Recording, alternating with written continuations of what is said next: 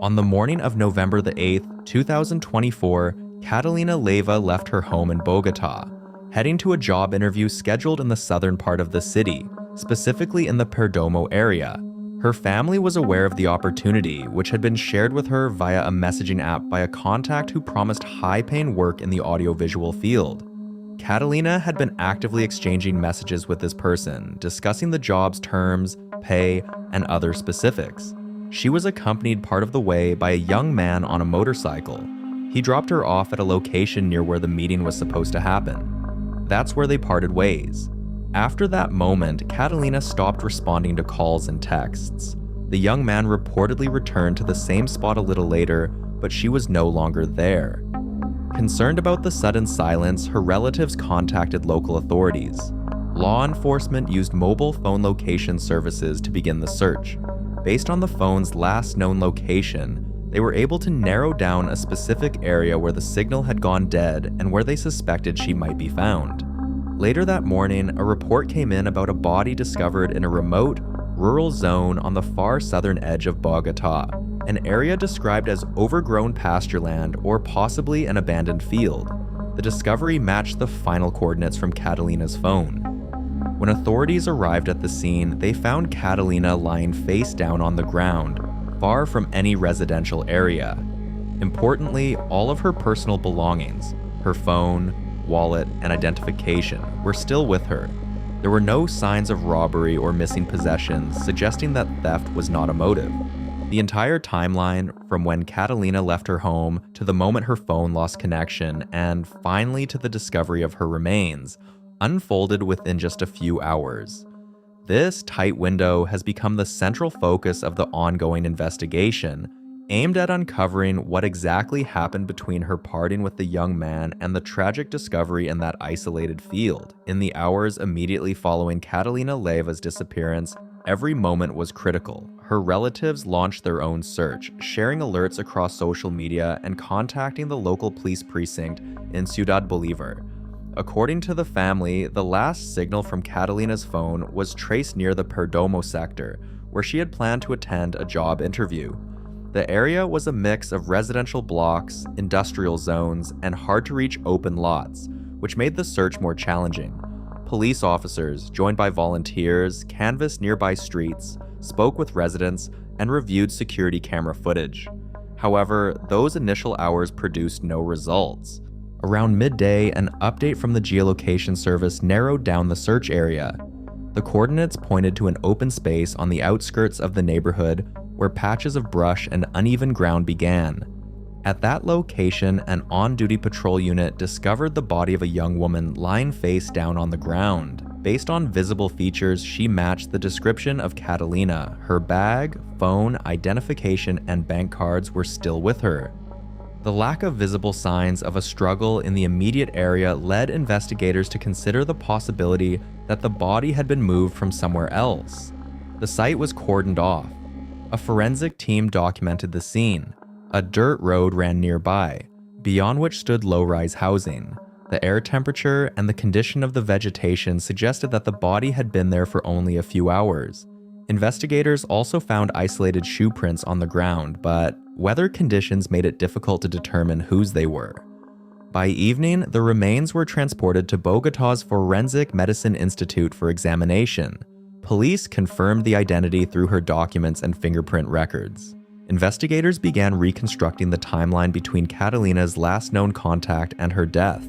The fact that none of her belongings were missing appeared to rule out theft as a motive, while the absence of vehicle tracks raised new questions about how she had been brought to that location. News of the discovery quickly gained public attention. Media outlets reported on the death of the young woman who had vanished after a supposed job interview. Investigators started reviewing online job postings shared in community groups and traced the contact Catalina had been communicating with. The account was registered under a woman's name but showed signs of being fake. No verified identity and no legitimate employer information. From that point forward, the investigation shifted from a search operation to a full criminal inquiry. The primary goal became retracing Catalina's movements and identifying any individuals she may have encountered between leaving her home and the moment of her death. The autopsy conducted at the Bogotá Forensic Medicine Institute confirmed that Catalina Leiva's death was the result of mechanical asphyxiation. Marks were found on her neck consistent with pressure from hands or a soft object.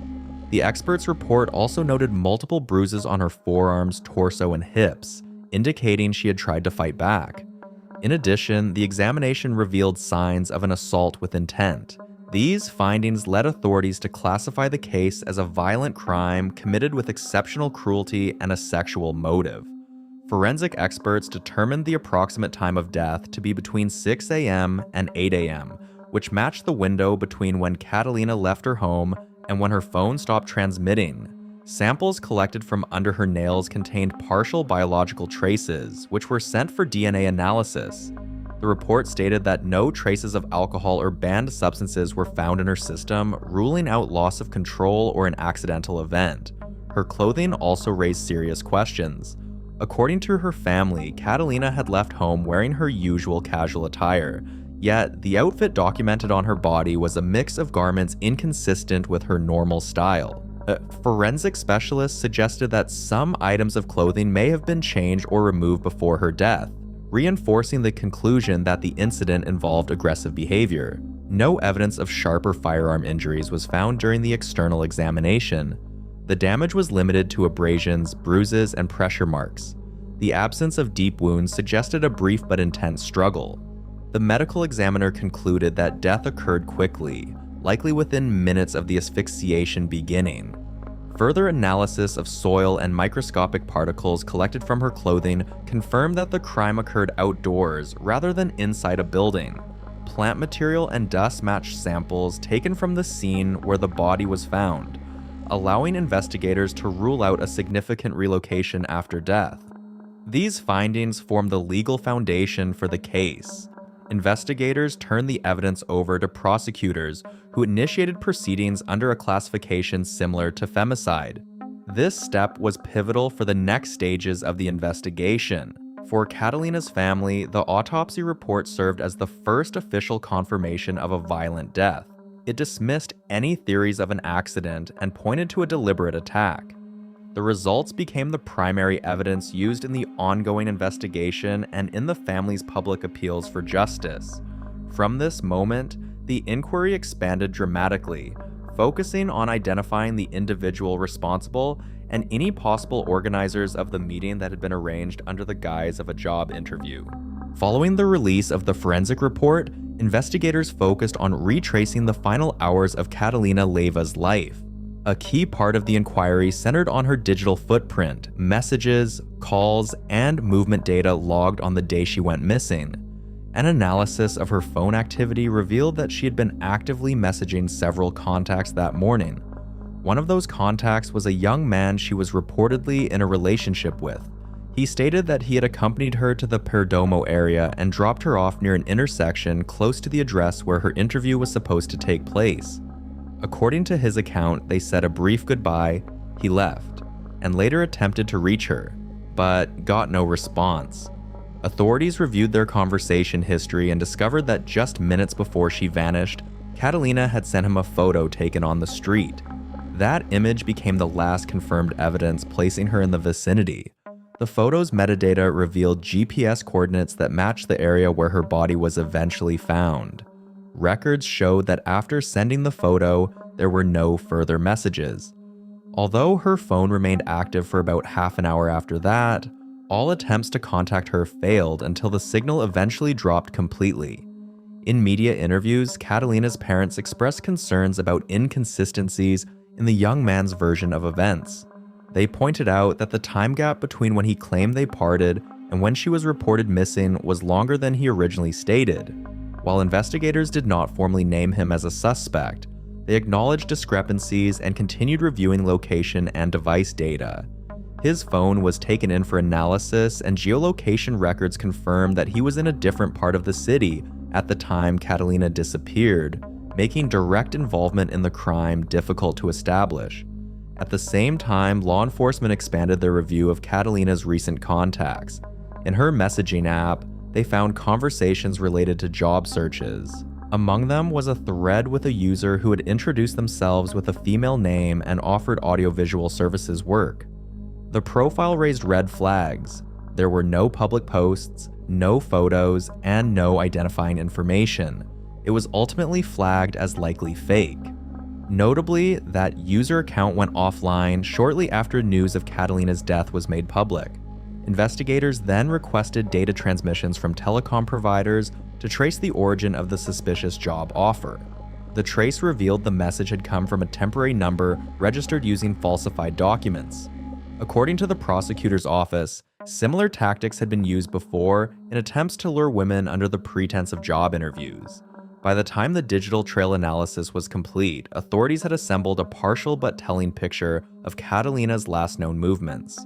Confirmed presence in the Perdomo area, one final photo sent to a trusted contact, a sudden loss of communication, and a fraudulent profile that initiated the meeting. These findings laid the groundwork for a working theory that Catalina may have been intentionally targeted through an online trap, disguised as a legitimate job opportunity. The day after Catalina Leiva's identity was officially confirmed, investigators announced their primary working theory, that her death was linked to a fake job posting. An analysis of Catalina's online communications revealed that she had responded to an ad shared in a local social media group, known for listing short-term gigs and freelance opportunities. The post appeared to offer work in the audiovisual field and described the position as involving interviews and content production, with high pay and no experience required. The contact person used a feminine name, which investigators later found had no match in any employer registry. Detectives traced the post through several employment-related chats and youth-focused groups. After Catalina's disappearance, the original ad was deleted and the administrator's account became inaccessible. Cybersecurity experts were able to recover fragments of the data and found that the posting had been copied from other sources, some of which were associated with questionable activities, including webcam projects. This raised strong suspicions that what was presented as a legitimate interview was actually a recruitment attempt for exploitative online content. Authorities examined the patterns used by individuals behind such postings. These operations typically involved reaching out to potential candidates, arranging meetings in public areas or on the outskirts of the city, and then cutting off all communication. In several documented cases, women later reported attempts to involve them in illicit work. In Catalina Leiva's case, the scenario aligned closely. The meeting spot was located in an area with no registered businesses and no indication of any formal job interview taking place. Police conducted a thorough check of all licensed studios and agencies in the Perdomo district. None of them had any records of employees or recruiters matching the name used in the messages. Furthermore, the address provided in the communication turned out to be fake, a private residence with no signage or evidence of commercial activity. Neighbors confirmed they had never seen any interviews being conducted in that area or any businesses operating there. Meanwhile, the prosecutor's office requested records of similar incidents involving missing women across other parts of the capital. Several cases followed an almost identical pattern: fraudulent job offers, meetings set in isolated areas, and sudden disappearance of communication. However, Catalina's case was the only one where the investigation ultimately led to a confirmed death.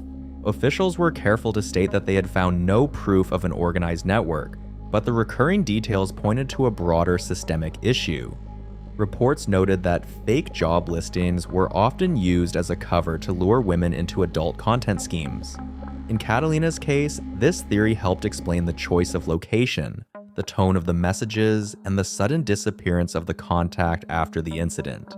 This led investigators to treat the false job ad as the central theory, one that tied together the digital evidence, witness statements, and the circumstances surrounding the discovery of Catalina's body. The next challenge was to determine who was behind the creation of that listing and the setup of the meeting that ended in her death. The Perdomo neighborhood, where the final events took place, is located in the southern part of Bogotá and falls under the administrative zone of Ciudad Bolívar. It's a densely populated area with stark contrasts: residential housing mixed with undeveloped land, ravines, and thick vegetation. The terrain is challenging, marked by slopes, drop-offs, and unsecured zones, which makes any search operation particularly difficult. This was the area where Catalina Leiva's phone last emitted a signal, and where her body was later found. The specific location was near the edge of the urban zone, bordering an open field that locals referred to as a pasture. It was about 1,000 feet from the nearest road, and the path leading to it was a narrow trail only visible during daylight. Experts noted that the area had limited visibility and was almost completely lacking surveillance. A few private homes nearby had security cameras, but their angle of view did not cover the direction Catalina might have taken. This made it difficult to reconstruct her exact route. Forensic analysts compared the phone's last active timestamp with testimonies from residents in the area. Some locals reported hearing a motorcycle and a brief female scream early in the morning, but didn't think much of it due to frequent traffic noise in the neighborhood. Although these accounts couldn't confirm the exact sequence of events, they aligned with the estimated time of death, between 7 a.m. and 8 a.m., as determined by the forensic team. Police conducted a thorough search of the site. Soil samples were collected along with shoe prints, some of which matched the size and shape of women's footwear, while others were unidentified. No signs of dragging were found near the body, suggesting that the crime likely took place right there, with no subsequent relocation. Nearby, authorities identified tire marks, but forensic analysis confirmed they were left earlier and unrelated to the incident. Taking into account recent weather conditions, investigators concluded that the act occurred in the early morning, not long after Catalina arrived in the area. The distance between where she parted ways with the young man and where her body was found was approximately 2/3 of a mile. This information led to the conclusion that the individual responsible was likely familiar with the area and had chosen the location in advance, one with minimal chance of accidental witnesses. According to city crime statistics, Perdomo ranks among the capital's more dangerous zones, with a high rate of assaults and aggressive behavior targeting women. Police reports also highlight poor street lighting, infrequent patrols, and terrain that makes it easier for wrongdoers to go unnoticed. The investigation found that in the weeks leading up to Catalina's case, there had already been reports of similar attacks nearby involving fake job offers. These records became part of an internal report submitted to the prosecutor's office, which raised concerns about the need for increased monitoring in high-risk zones like this. Based on the totality of the evidence, investigators determined that this was not a random act. The location, timing, and execution all pointed to a calculated scheme, one involving prior knowledge of the victim's path and a quick exit strategy. Authorities concluded that the incident was the result of a premeditated setup rather than a spontaneous act or robbery gone wrong. After the circumstances of Catalina Leiva's death were confirmed, the investigation entered an active phase. Oversight of the case was transferred to the district prosecutor's office in Bogotá, specifically to a unit specializing in crimes against women. Initially, the case had been handled by the local police department, but due to growing public attention and the complexity of gathering evidence, it was elevated to a higher jurisdiction. Investigators began systematically reviewing all available material: forensic reports, digital records, witness testimonies, and data provided by mobile network operators. One of the top priorities was to reconstruct Catalina's movements from the time she left home to the location where her body was discovered. To do this, investigators used telecom records, public transit routes, and footage from security cameras placed along the streets. One recording from a shop camera showed a woman resembling Catalina walking toward the southern edge of the city early on the morning of November 8th. While the image quality made it impossible to confirm her identity with certainty, the timestamp aligned with her phone's last known activity. Meanwhile, cybercrime specialists were working to trace the fake job listing. It was revealed that the account Catalina had been messaging was created using a temporary phone number, registered through an online service designed to conceal the user's location. A request sent to that provider showed that the registration had originated from outside Colombia, complicating efforts to identify the account owner. Still, investigators were able to recover partial technical data confirming that the account was active in Bogotá on the day Catalina disappeared. Official reports from the prosecutor's office noted that the investigation faced serious challenges due to a lack of direct evidence. No personal items linked to a suspect were recovered at the scene, and biological traces found on Catalina's body yielded only incomplete DNA profiles. Because of this, authorities began exploring the option of sending samples to international labs for further testing. During this time, government agencies received formal appeals from advocacy groups calling for the investigation to be expedited. In response to increasing public pressure, the prosecutor's office appointed a new lead attorney specializing in gender-based crimes. An internal review was also launched to ensure no procedural missteps had occurred in the early stages of the case. By March 2025, official records stated that there were still no named suspects. The investigation continued to follow every available lead, including encrypted communications stored on remote servers and potential links to similar cases in the region. Additional investigative lines were open to explore the activity of groups posting false job listings believed to be targeting women. The case was given priority status within the legal system, which mandated monthly progress reports from investigators. Prosecutors also stated they were not ruling out the possibility that Catalina's death was connected to other crimes, with similar patterns reported in Bogotá's southern districts. Despite the lack of arrests, investigators remained committed to the theory that the meeting was prearranged and intended to facilitate an attack. As of mid-2025, Catalina Leiva's case remained unsolved. All major leads were still being pursued, but the evidence at hand was not yet strong enough to bring formal charges against any individual. Investigators continued their work under intense public scrutiny and with the ongoing support and pressure of Catalina's family, who have not only demanded justice, but also called for broader reforms to prevent other women from falling victim to fraudulent job schemes. After Catalina Leiva's death was officially confirmed, her family took to the public stage, calling for a faster investigation and demanding attention to the deceptive method that led her into danger. Her parents gave multiple interviews on national television, highlighting inconsistencies in the investigation's narrative and urging authorities to thoroughly examine everyone connected to the fake job listing. They emphasized that Catalina was not someone who met with strangers casually and was known to be cautious when seeking employment. Their statements quickly gained traction in the media and across social platforms. Journalists from major outlets began conducting their own investigations, comparing the details of Catalina's case with other disappearances of women in Bogotá. Several publications noted a disturbing rise in cases tied to fake job offers shared in online groups, targeting young women with promises of high pay for so-called audiovisual work. Advocacy groups organized press conferences calling on the Ministry of Interior to introduce verification systems for job postings on social media and to improve monitoring of suspicious accounts.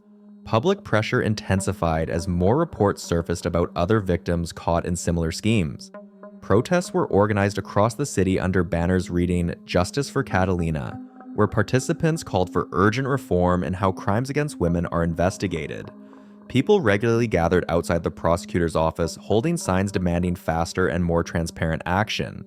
The Leiva family actively participated in these demonstrations, working with human rights groups and volunteers to spread awareness. In response to growing protests, the prosecutor's office held a press briefing, confirming that the case was under high-level oversight. Authorities announced the formation of a multi-agency task force combining specialists in cybercrime, forensics, and gender-based violence. Still, Catalina's family stressed that no real progress had been made in identifying any suspects. They pointed out that months had passed since her death, yet no individuals had been officially named or held accountable. Meanwhile, memorial pages appeared on social media where people began sharing their own stories of near misses and suspicious invitations. Dozens of women recounted experiences of being approached online with offers to model for video content or attend interviews in remote areas. These testimonies added to the growing public concern and pushed local officials to acknowledge the broader issue. The Bogotá City Council began discussing new initiatives to prevent digital recruitment schemes targeting women.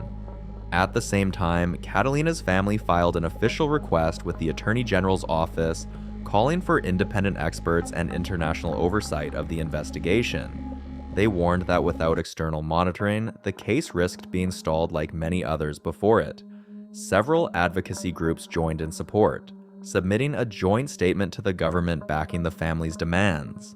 The media attention surrounding Catalina's case gradually turned her name into a symbol of resistance against online deception and institutional inaction. For her family, speaking out became a way to keep the case in the public eye and ensure that it wouldn't be forgotten. What began as a personal tragedy evolved into a much larger movement, one that exposed the systemic vulnerabilities faced by women navigating job searches in an increasingly digital world. By mid-2025, the investigation into Catalina Leiva's death remained open. Despite numerous efforts by law enforcement, no individual suspect had been identified. Prosecutors continued working with a limited set of evidence, including partial DNA results, phone data, and security footage, none of which definitively confirmed the presence of a third party near Catalina before her death.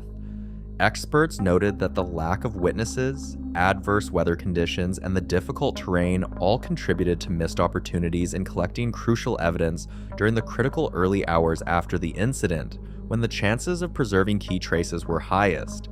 Investigators had repeatedly reached out to international labs for further analysis of biological samples. However, the results were inconclusive. While technical data confirmed that Catalina had been in contact with someone else shortly before her death, the identity of that individual remained unknown. Prosecutors emphasized that the investigation was still centered on the fake job posting theory, but identifying the person behind it had proved difficult due to the use of false identities and temporary phone numbers. Catalina's family continued pushing for visibility and progress. They regularly met with investigators, requested updates, and called for the case to be escalated to national-level oversight. Human rights groups backed their efforts, arguing that the stalled investigation reflected broader systemic issues in how cases involving women are handled. In response, the prosecutor's office began publishing periodic bulletins, affirming that the case was still active and under review. Public interest in the case remained strong. Universities and media outlets hosted discussions on women's safety when job searching online. New initiatives emerged focused on digital literacy and verifying online employers. Catalina's story began to be cited as a cautionary example of how seemingly routine online interactions could lead to danger. Her case evolved beyond a criminal investigation and became part of a broader social conversation. As of the latest public update, investigators were pursuing two main theories. One, that the crime was committed by someone posing as an employer, and two, that someone within Catalina's social circle used the job interview as a pretext to orchestrate the attack. Neither theory had produced solid evidence.